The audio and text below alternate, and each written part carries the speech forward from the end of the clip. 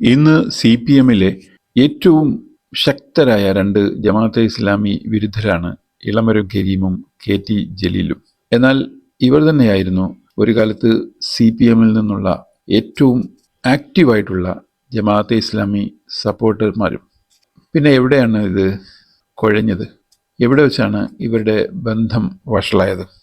രണ്ടുപേരുടെയും ജമാഅത്തുമായിട്ടുള്ള ബന്ധം വഷളായത് അവർ മന്ത്രിയായിരുന്നപ്പോഴാണ്. K T Jaleel മന്ത്രിയായിരുന്നപ്പോൾ ഒരു ബന്ധുവിനെ നിയമിച്ച വിഷയം മാധ്യമവും മീഡിയ വണ്ണും വലിയ ചർച്ചയാക്കുകയും അതുമൂലം കോടതി കേസും ജലീലിന് വളരെയേറെ ബുദ്ധിമുട്ടുണ്ടായി. അന്നു മുതലാണ് ജലീലിൻ്റെ ജമാഅത്തെ ഇസ്ലാമി വിരോധം തുടങ്ങുന്നത്. തുടർന്ന് മന്ത്രിയായിരുന്ന ജലീൽ മാധ്യമം നിരോധിക്കാൻ ഗൾഫിലെ ഷെയ്ഖിന് കത്തയക്കുന്ന അവസരം വരെ ഉണ്ടായി.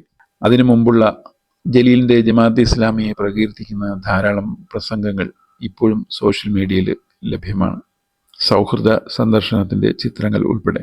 ഇളമരം കരീമിൻ്റെ വിഷയത്തിൽ അദ്ദേഹം വ്യവസായ വകുപ്പ് മന്ത്രിയായിരിക്കെ കിനാലൂരിൽ അദ്ദേഹത്തിൻ്റെ ഒരു ബന്ധുവിൻ്റെ റിയൽ എസ്റ്റേറ്റ് ഭൂമിയിലേക്ക് സർക്കാർ ചെലവിൽ റോഡ് വെട്ടാൻ ശ്രമിക്കുകയും ആ റോഡ് പോകുന്ന വഴിയിലുള്ള കുറേ പാവങ്ങളുടെ വീടുകൾ ഇടിച്ചു നിരത്താൻ ശ്രമിക്കുകയും ചെയ്യുമ്പോൾ ജമാഅത്ത് ഇസ്ലാമിയുടെ യുവജന വിഭാഗമായ സോളിഡാരിറ്റി അതൊരു വിഷയമാക്കി വലിയ സമരങ്ങളും വൻ പോലീസ് മർദ്ദനങ്ങളും നടന്നു. അവസാനം ഇളമരം കരീമിന് ആ പദ്ധതി തന്നെ ഉപേക്ഷിക്കേണ്ടി വന്നു.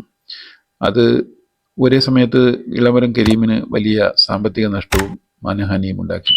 അന്നു മുതലാണ് ഇളമരം കരീം ജമാഅത്തെ ഇസ്ലാമിക്കെതിരെ യുദ്ധം പ്രഖ്യാപിച്ചത്. ചുരുക്കത്തിൽ ഇവരുടെ രണ്ടുപേരുടെയും ജമാഅത്തെ ഇസ്ലാമി വിരോധത്തിന് പിന്നിലെ കാരണം ആശയപരമല്ല, ആമാശയപരമാണ്.